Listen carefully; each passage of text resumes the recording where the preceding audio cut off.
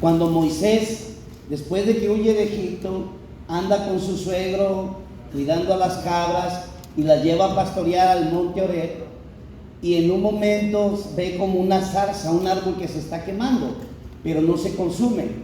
Y Moisés se asombra demasiado y dice: voy a acercarme a ver qué sucede. Y de la zarza sale una voz que dice: Moisés, detente, porque el piso descálzate, porque el piso que estás es sagrado. Y Moisés se tiene que quitar las sandalias y cae rostro al piso. Y luego Dios le empieza a decir: he escuchado el clamor de mi pueblo, he visto el gemir que les arrebatan los egipcios, he visto los castigos, por eso voy a bajar y voy a liberar a mi pueblo, pero he aquí que a ti te envío. Y Moisés, pues desde luego, como cualquiera de nosotros, si una voz nos aparece y nos dice: yo te envío, pues vas a decir: pues ¿quién eres tú? ¿De qué se trata? Y Moisés pues le dice: ¿y qué voy a decir? ¿Quién me envía?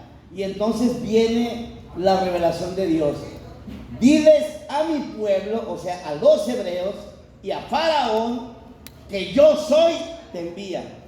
Y desde ese momento, cuando Moisés se va a referir a Dios, utiliza el término yo soy, que en hebreo se dice Yahweh, que traducido al español dice Yahvé, y que hay una mala traducción que hicieron nuestros hermanos separados, porque Yahweh también suena como Jehová, y ellos dicen que es Jehová, pero nosotros decimos que es Yahvé, pero el término original es Yahweh, que significa yo soy el que soy. Entonces, desde ese momento, cuando el pueblo, un profeta, un sacerdote, un juez o un rey quieren referirse a Dios, dicen: yo soy me envía, yo soy me dijo. Nunca van a utilizar un nombre. El único nombre que conocen de Dios es yo soy.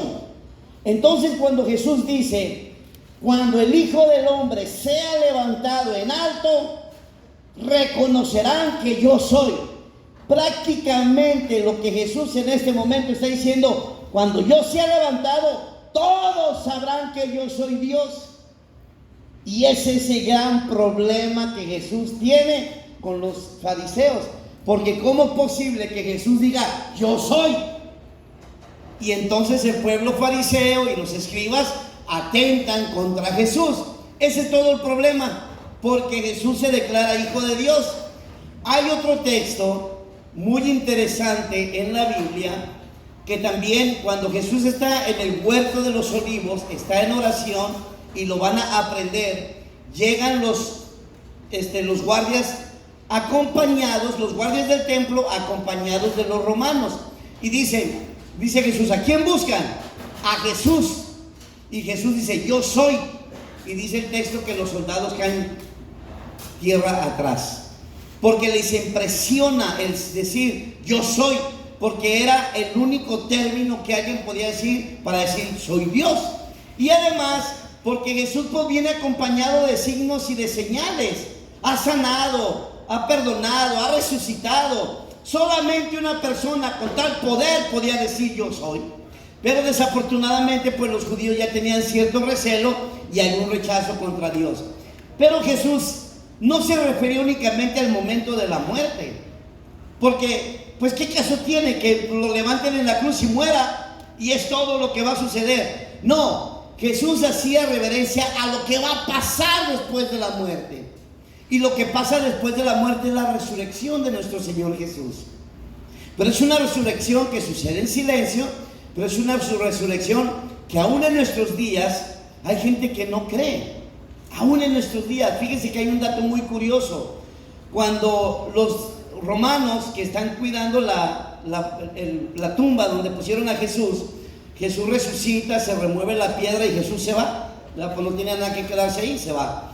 Y cuando los romanos se dan cuenta de que el cuerpo de Jesús ya no está, pues van con las autoridades judías, no con los romanos. Van con las autoridades judías y les dicen: ya no está el cuerpo, algo sucedió, revivió, no sé, desapareció. Y los fariseos inmediatamente piensan: los discípulos van a andar pregonando que Jesús ha resucitado, inventemos algo. Y entonces dicen: ustedes callados, nosotros les vamos a pagar un buen billete, que ustedes calladitos, nosotros vamos a abogar por ustedes ante Faraón. Ustedes van a decir que en la noche vinieron los discípulos, los golpearon y se llevaron el cuerpo. Y hasta hoy en nuestros días, aunque usted no lo crea, después de 2000 años, el judío sigue creyendo lo mismo. Y yo me atrevo a decir que es una tontería, pero siguen creyendo lo mismo, que los discípulos de Jesús llegaron, golpearon a los romanos y se robaron el cuerpo. Primera cosa, ¿por qué digo que es una tontería? ¿Quiénes eran los discípulos de Jesús? Pescadores. No eran guerreros, eran unos pescadores. Había uno que cobraba impuestos y había algunos otros pues que hacían otro tipo de cosas, pero no eran gente entrenada para pelear. ¿Quiénes estaban cuidando la tumba? Soldados y romanos, preparados para pelear. Y estos soldados venían de gobernar, de conquistar imperios tras imperio. Era el imperio más poderoso de la época. Un soldado romano sería hoy en día un soldado de Estados Unidos, el imperio más grande que hay en cuanto a guerras. Guerra que entra a Estados Unidos gana, porque tiene una estrategia especial, única para las guerras, y las gana, todas las ha ganado. Roma era eso. Entonces, ¿ustedes creen que era posible que un grupo de pescadores, que además tenían miedo y habían huido, esa noche cuando Jesús fue aprehendido, huyen? El único que se queda siempre con Jesús es Juan, y a lo lejos Pedro. Era todo, los demás habían corrido, habían huido. ¿En qué momento se volvieron a juntar? ¿En qué momento van y golpean a los romanos para robarle el cuerpo? Pero hoy hasta nuestros días se sigue creyendo que Jesús no resucitó y que el cuerpo fue robado. Aunque hay testimonio de que Jesús se presentó por 40 días a los discípulos y a otras 500 personas. Hay un escritor muy famoso que se llama Flavio Josefo. Si ustedes, los que son jóvenes y que les gusta el internet, si no me creen, vayan hoy en la noche, métanse a Google, acabo que Google todo lo sabe, y pregunten quién es Flavio Josefo, y ahí les va a aparecer. Un escritor judío que vivió en la época de Jesús. Y luego busquen las memorias judías. Él escribió una colección de libros que se llama Las Memorias Judías, y escribe todo lo que pasó en el judaísmo. Y dedica un tomo precisamente a Jesús de Nazaret. Y él dice, sucedió, así como todos los escritores, por aquel tiempo surgió un hombre que tenía poder, que enseñaba de una manera especial como ningún otro. Muchos discípulos, muchos judíos se hicieron sus discípulos, pero también paganos y publicanos. Y lo siguieron. Cayó bajo el poder de Roma y lo mataron. Pero sus discípulos y mucha gente asegura que al tercer día resucitó y que vive entre nosotros. Y así termina Flavio Josefo, un escritor que no tiene nada que ver con el cristianismo, no tiene que ver nada con el imperio romano, pero sí tiene mucho que ver con el judaísmo, porque él escribe precisamente para la religión judía, pero él ya testifica de alguna manera que Jesús está vivo. Otro dato interesante: la Enciclopedia Británica de Historia General, que es una de las enciclopedias más famosas. Tal vez ustedes jóvenes que ya están ahorita en la edad de high school o junior high no conocen la Enciclopedia Británica, porque es de mi tiempo y era la más famosa y era la que todos queríamos tener, porque esa enciclopedia hablaba de todo. Pues tiene un tomo, la enciclopedia, que no es católica, no es religiosa, es de ciencia, es de historia, habla de deporte, habla de todo, pero no tiene nada que ver con religión, pero le dedica un tomo a Jesús de Nazaret. Y dice, así me encanta como dice ese texto, dice: a pesar de los siglos, no hay manera alguna que algún ateo, que algún creyente o otra persona pueda asegurar la no existencia de Jesús. O sea, no hay manera de decir que Jesús no existió. Dice, porque Jesús tiene tiempo y tiene espacio. ¿Qué quiere decir esto? Que vivió en algún lugar, en algún tiempo, y vivió en algún espacio de la tierra. Dice, no se puede asegurar su no existencia, pero con toda seguridad podemos asegurar que Jesús de Nazaret existió y estuvo entre nosotros. Y así termina el texto.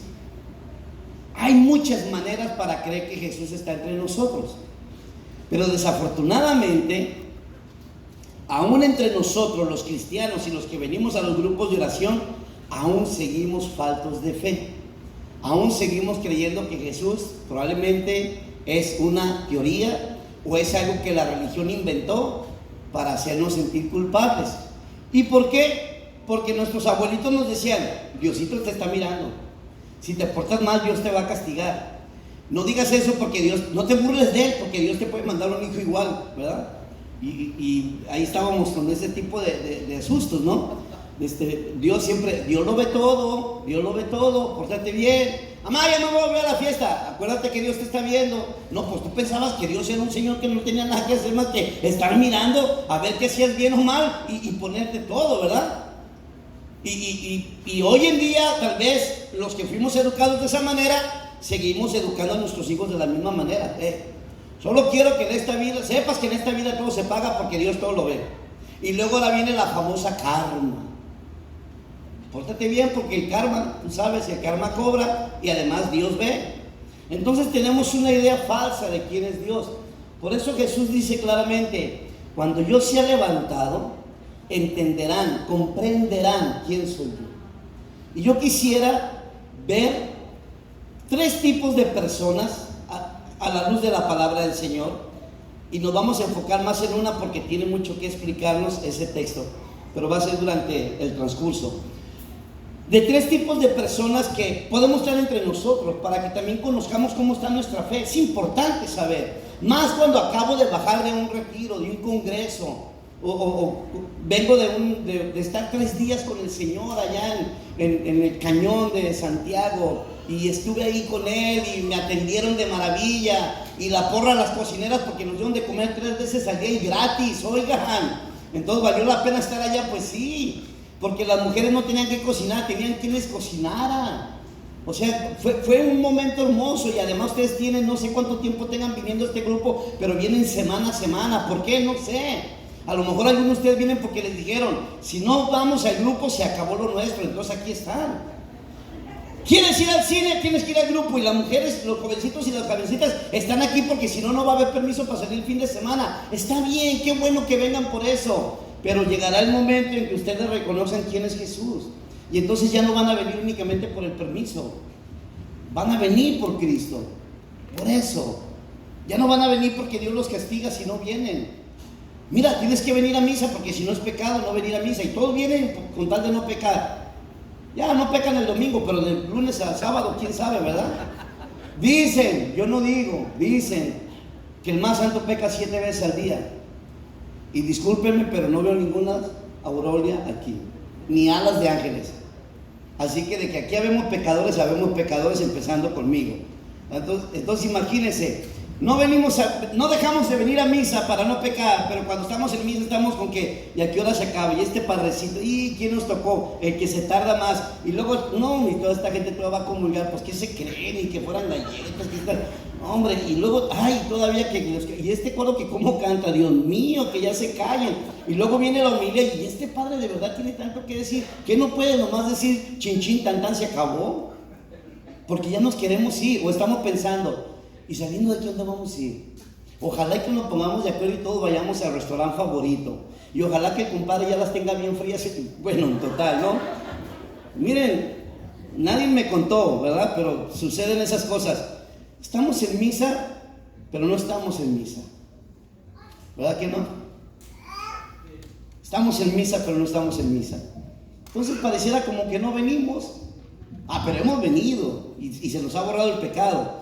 Pero durante la semana nos acordamos de Dios. Entonces yo quisiera ver algunos ejemplos de algunos personajes en la Biblia que son interesantes, cada uno de ellos, y que se parecen a nosotros. En el Evangelio de San Juan, en el capítulo 20, vamos a ver el primer personaje, y estoy seguro que casi todos ustedes se van a identificar con este personaje. San Juan, capítulo 20, del 1 al 7. El domingo por la mañana muy temprano, antes de salir el sol, María Magdalena vino al sepulcro.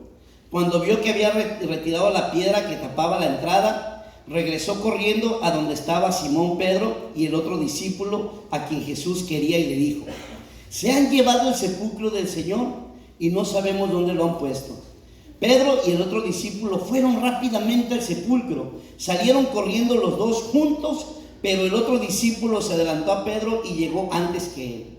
Al asomarse al interior, comprobó que las vendas de lino estaban allí, pero no entró.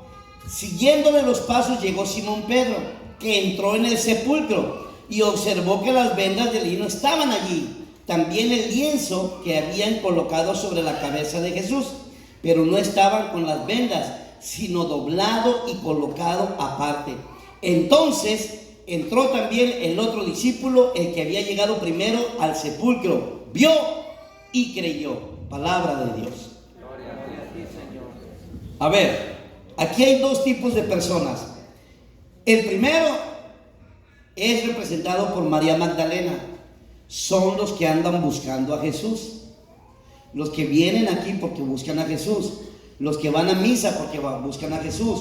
Los que van a los eventos porque buscan a Jesús. Los que van a los encierros, a los retiros, a los congresos porque buscan a Jesús.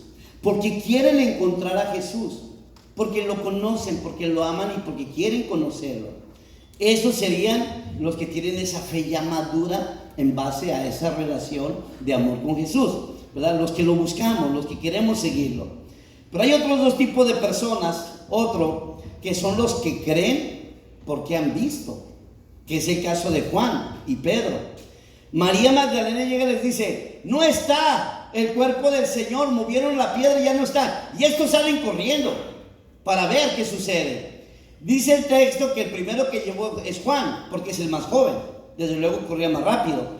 Llegó y vio las vendas, pero se hizo un lado, que ha de haber dicho: no, que entre Pedro, no va a ser que por ahí esté parado y lo esté esperando para darnos uno, por no creerla, no, que entre Pedro. Ya, si vemos que Pedro sale, conviene, entonces entro yo. Y llega Pedro, como siempre, Pedro atrevido, arreguido, así como que nada, Pedro le sacaba un susto al miedo. Entonces Pedro entra y ve cuidadosamente y ve las vendas y el lienzo.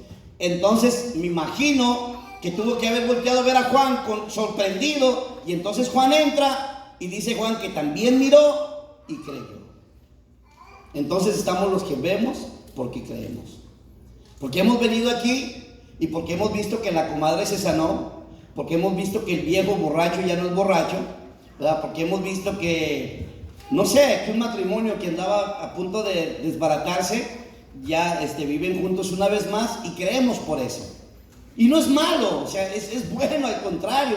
Qué bueno que sucedan estas cosas para seguir creyendo, para que más gente crea. A eso le llamamos, pues, es el testimonio que arrastra, ¿verdad? Pero aquí habíamos personas que estamos aquí porque vemos, pero también porque hemos visto, pero también habemos personas porque queremos ver.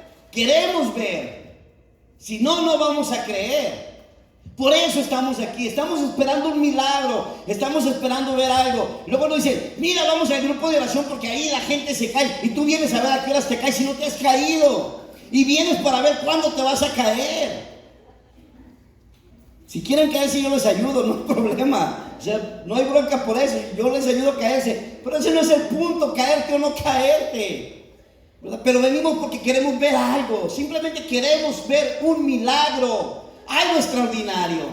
Cuando nos decían: mira, en ese evento los paralíticos se levantan, vamos, y estamos: ¿a qué hora se van a levantar los paralíticos? Y en cuanto empieza la oración, ni siquiera oramos, estamos atentos con los paralíticos, a ver a qué hora se levanta uno, porque estamos en búsqueda ¿de qué? De los milagros, de las cosas extraordinarias. Y una vez que las hemos visto, probablemente nos acostumbremos a ellas, y cuando dejen de pasar, ya no vamos a venir. Hermano, ya no viene al grupo de oración, no, porque pues ya ni me caigo. Pues ya para qué voy, ya como que ya se acabó la gracia. Oh, pues si nomás venía para caerse, pues yo le ayudo, ¿cómo no? Un garrotazo en la mema a ver si no se cae. De que lo tumbo, pues que si se trata de caerse, ya saben, aquí estamos para servirles. Ese no es el punto. Venimos buscando algo. Esas son las otras personas. Vamos a otro texto del Evangelio. En el mismo capítulo, pero ahora voy a leer versículos 24 al 29. Felicito a todos los que traen su Biblia porque se las dieron, y al que no se la dieron, pues compre una, porque es importante tener la Biblia, ver a cómo habla Dios en la Biblia. Hay unas historias hermosísimas en la Biblia que se identifican con nosotros, y así podemos encontrar la solución a nuestros problemas. Pero bien, San Juan capítulo 20, versículos del 24 al 29. Tomás, uno del grupo de los 12, a quien llamaban el mellizo, no estaba con ellos cuando se les apareció Jesús. Le dijeron pues los demás discípulos: hemos visto al Señor. Tomás les contestó: si no veo las señales dejadas en sus manos por los clavos y no meto mi dedo en ellas, si no meto mi manto en la herida abierta en su costado, no lo creeré. 8 días después se encontraban de nuevo reunidos en casa todos los discípulos de Jesús. Estaba también Tomás. Aunque las puertas estaban cerradas, Jesús se presentó en medio de ellos y les dijo: la paz esté con ustedes. Después dijo a Tomás: acerca tu dedo y comprueba mis manos. Acerca tu mano y métela en mi costado, y no seas incrédulo sino creyente. Tomás contestó: Señor mío y Dios mío. Jesús le dijo: ¿has creído porque has visto? Dichosos los que han creído sin haber visto. Palabra de Dios. Gloria a ti, Señor. ¿Quiénes se representan en este? Aquellos que dicen: yo como Santo Tomás. Ya ven que sí se entienden con Tomás, ¿verdad? Sí se entienden. Yo como Santo Tomás, ver para creer. Aquellos que dudan de la divinidad de Jesús, dudan de la humanidad de Jesús. Sabe que Jesús es hombre, ¿verdad? Sí. 100% hombre. Sí. Tuvo hambre, tuvo frío, tuvo calor, también se enojó. Y si no me cree, lea el Evangelio. Lea los 3 evangelios y va a encontrar un pasaje donde se enojó mucho Jesús. Muchísimo. Que fue capaz de hacer un látigo y sacar del templo a los vendedores. A los que vendían bueyes los sacó con el látigo. A los que cambiaban las monedas se las cambió, se las tiró por el suelo. Pero a los vendedores de palomas les dijo: saquen esto de aquí. ¿Y sabe por qué? Porque los vendedores de palomas son los más pobres. Ellos eran los que le servían a los pobres. O sea, Jesús se sabía enojar, pero sabía con quién. Sabía enojarse bien. Yo no sé si ustedes son ya personas que vienen aquí al grupo de oración, si son personas que acaban de venir del retiro, pero me imagino que ustedes ahora se enojan como Jesús, ¿verdad? Cuando su hijo, su hija no les hace caso, en lugar de decirles: hija de... nomás dicen: ay, hija de Dios, por favor no hagas, ¿verdad? Como que ya las malas palabras ya no salen de nuestra boca, ¿verdad? Y sé que los hijos están diciendo: este no es mi papá, o sea, no están hablando de mi papá o de mi mamá, ¿verdad? O cuando ustedes como esposo y esposa ya no se dicen cosas feas, ¿verdad? Ya no dicen de qué se van a morir, al contrario, sino de qué van a resucitar, ¿verdad? Espero que eso esté sucediendo. Pero, ¿quiénes somos entonces los que no creemos? Los que simplemente no creen en Jesús. ¿O crees que Jesús es un hombre y que la cruz fue el signo más grande de su fracaso? ¿O simplemente crees que Jesús es verdaderamente Dios, pero que no tenía que pasar esto? ¿O que no pasó por eso? Porque créanlo, hay personas... Yo siempre escribo un comentario del Evangelio en Facebook, y una vez me contesta un teólogo y me dice: si Jesús fuera, fíjese, un teólogo, Dios mío, quisiera tenerlo enfrente de mí a este teólogo. Y hasta le dije: ¿dónde vives para ir a visitarte? Para llevarte una caja de chocolates, no sé, ¿verdad? Algo, pero yo quería saber dónde vivía este teólogo. Me dice: si Jesús hubiera sido verdaderamente Dios, verdaderamente hombre, no hubiera tenido la necesidad de morir. ¿Por qué murió? Si Él era el Mesías, no tenía por qué morir, simplemente podía salvarnos sin haber muerto. Cuando yo le pregunto: ¿eres católico? Me dice: sí, soy católico. Digo: entonces, ¿tú crees que Jesús es verdaderamente hombre y verdaderamente Dios? Dice: si Jesús hubiera sido verdaderamente hombre, no hubiera soportado una muerte como esa. Y si fuera verdaderamente Dios, no tenía por qué haber muerto en la cruz. Y es un teólogo. Está bien confundido el pobrecito. Por eso le quiero ir a una caja de chocolates, para que se le quite lo amargado, ¿no? No sé. No me dijo dónde vivía, desafortunadamente, si no se hubiera ido a visitarlo, ¿verdad? Pero bueno, entonces ya platicamos un momento, y ciertamente Jesús pudo haber dicho: sálvense, tronar los dedos y quedar todos salvados. Hubiera sido bien fácil. Que cuando van en la barca y que se vienen esas olas grandes y los Pescadores, oiga, pescadores, por favor, pescadores, ¿cuántas veces no andan en el mar, en el lago? ¿Cuántas veces no presentaron la misma situación? Muchas veces se presentaron ante una situación así, pero ese día se achicapalaron, tuvieron miedo. Señor, sálvanos porque nos ahogamos. ¿Qué le dice Jesús? ¿De verdad? Hombres de poca fe, cálmense. Y el viento y el agua se calmaron. ¿Creen que no pudo salvar así? Jesús puede, con su sola voz, puede expulsar al demonio del mundo. Pero si lo hubiera hecho de esa manera, ¿lo hubiéramos valorado? No. Pregunta: todos ustedes, los que ya son papás, tienen un hijo, una hija que alguna vez quería algo. Se lo compraste. No le duró más de una semana. ¿Por qué? Porque no le costó. ¿Sí o no es cierto? No le costó. Jóvenes que ya empezaron a trabajar. Aquí veo algunos jóvenes, me imagino que ya trabajan, ¿verdad? Duro y macizo, ¿verdad? Y cuando quieren sus Nikes, ¿cuántas horas tienen que trabajar para ganarse unos buenos tenis, no? Y ahora los valoran. Hasta bien parecen nuevos. Oye, ¿cómo le hacen, patrones tan blancos? Dame la receta para... Los valoramos, ¿sí o no es cierto? Los valoramos. Nosotros también, los que ya estamos grandes. ¿Cuántas veces no valoramos lo que había en casa? ¿Cuántas veces?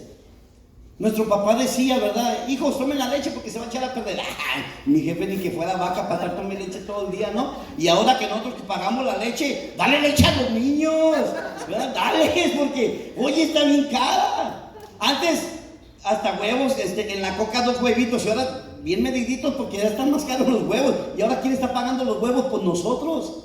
Ahora valoramos más las cosas, ¿sí no es cierto? Si la salvación no nos hubiera llegado de esa manera, no la valoráramos. Si la salvación fuera tan fácil, no lo hubiéramos valorado, la verdad. Y aún así, ¿cuánta gente desprecia este sacrificio santo de Dios? ¿Cuántas veces nosotros hemos venido a misa y no hemos puesto atención? Y salimos y nos dice nuestra mamá: oye, ¿te gustó el evangelio de ahora? ¿Ah? ¿Leyeron el evangelio? ¿También se lee la Biblia? O sea, de verdad, ¿cuántas veces hemos venido a misa y no hemos puesto atención a lo que dice el evangelio? Yo tengo unos amigos en un grupo de oración que ellos dicen: brother, yo no me levanto, yo no comienzo mi día si no leo el evangelio del día. Perfecto, los felicito, mi hermano. ¿Y qué le dice? No, pues nomás lo leo. ¿Se trata de leerlo o se trata de meditarlo? Meditarlo. ¿Qué me dice la palabra del Señor? De eso se trata. No se trata de ser como Tomás, ¿verdad? No se trata de no valorar o menos valorar algo. Yo no sé por qué Tomás, fíjense, esto que les voy a decir es como un premio para los incrédulos, pero no los estoy invitando a que no crean, ¿ok? Pero Tomás tuvo una dicha grande, que se le apareció Jesús y le dijo: acércate. ¿Verdad? Fue el único que le dijo: acércate, órale, mete la mano. No sabemos si la metió. Después cuenta la historia, no el evangelio, no lo busquen el evangelio, por favor, no está. Y tampoco vaya a decir como en la Biblia dice, porque no dice en la Biblia. Esto es algo que se cuenta en unos escritos que existen por ahí, que se llaman escritos apócrifos o evangelios apócrifos. Si usted busca los evangelios apócrifos en el internet, muchos van a decir: los evangelios prohibidos. Mentira, no están prohibidos, están en el Vaticano. Usted lo puede bajar y lo puede leer. Puede ir a la librería San Pablo, a la librería San Getsemaní, a cualquier librería católica y los puede comprar. No están prohibidos, los puede leer. No están integrados en la Biblia porque no eran para todas las comunidades, sino para una comunidad en especial. Pero hay un evangelio que habla de que cuando la Virgen iba a ser llevada al cielo, el Espíritu Santo hace que todos los discípulos vengan de las misiones donde andaban, ¿verdad? Especialmente los 12, porque ya habían encontrado un reemplazo para Judas, o seguían siendo 12. Atrae a los 12, que vengan los 12 al lugar. Tomás no llegó. Entonces viene Jesús con 2 ángeles y se lleva el cuerpo de la Virgen. Los 2 ángeles se la llevan y Jesús pues se queda con los discípulos platicando y se vuelve ahí, ¿no? Llega Tomás tarde y le dice: vino el Señor y se llevó a la madre. Fíjese desde cuándo le llamaban a María madre, ¿ok? Los protestantes dicen que es invento nuestro. No, no es cierto. Esto, a María la han llamado madre desde el momento que Jesús dijo: hijo, he ahí a tu madre, madre, he ahí a tu hijo. La primera comunidad cristiana, los primeros cristianos, a María la llamaban madre. No fuimos nosotros los del siglo XX o XIX. A María la llamaron madre desde el primer siglo del cristianismo. Bien, entonces Tomás dice: si yo no la veo venir, no creeré. Fíjese, Tomasito. Y entonces que se abre el cielo y que viene la Virgen y que le da un listón. Soltó un listón y Tomás lo tomó y la Virgen le dijo: no seas incrédulo, cree. Y la Virgen se fue. No sabemos si los 2 dedos los metió en la llaga o con los 2 dedos tomó el listón. Pero en la India existe una iglesia donde están los dedos de Tomás sin que se hayan echado a perder. Todavía tienen vida esos dedos. A veces conviene ser incrédulo. Fíjese el premio para Santo Tomás: tener de frente al maestro y recibir el listón de la madre. Y esos 2 dedos de Tomás están en la India. Por orden del Papa, un dedo se quedó en la India y otro está en el Vaticano. Y están esos dedos ahí. Y uno le puede pedir favores al santo y los hace. Imagínense qué bonito. Por no haber creído, recibió esa gracia. Pero, ¿qué hubiera pasado si no recibe la gracia? Pues se pierde. Se pierde. A nosotros no nos conviene ser incrédulos. San Pablo nos advierte claramente que nosotros tenemos que ser hombres de fe. Fíjese, algo bien interesante. En el relato de la resurrección hay 3 cosas sumamente importantes. Una es la fe, que tiene que tener uno. Tenemos que creer firmemente en que Jesús ha resucitado. Porque si no creemos que Jesús resucitó, entonces estamos negando de alguna manera que nosotros también pasaremos una mejor vida. Así de sencillo. Y mire, se lo voy a leer tal y como le dice Pablo, para que le eche la culpa a Pablo, no a mí. En la primera carta a los Corintios, en el capítulo 15, versículo del 12 al 14, y luego me brinco al 20 y al 22 para evitar algunas palabritas ahí, ¿no? Pero mire lo que dice, ¿ok? Primera de Corintios capítulo 15, comienzo en el 12. Ahora bien, si se anuncia que Cristo ha resucitado de entre los muertos, ¿por qué algunos de ustedes andan diciendo que no hay resurrección de los muertos? Si no hay resurrección de los muertos, tampoco Cristo resucitado. Y si Cristo no ha resucitado, tanto mi anuncio como la fe de ustedes no tiene sentido. Versículo 20, pero no, Cristo ha resucitado de entre los muertos, como primer fruto de quienes duermen el sueño de la muerte. Porque lo mismo que por un hombre vino la muerte, también por un hombre ha venido la resurrección de los muertos. Y como por su unión con Adán, todos los hombres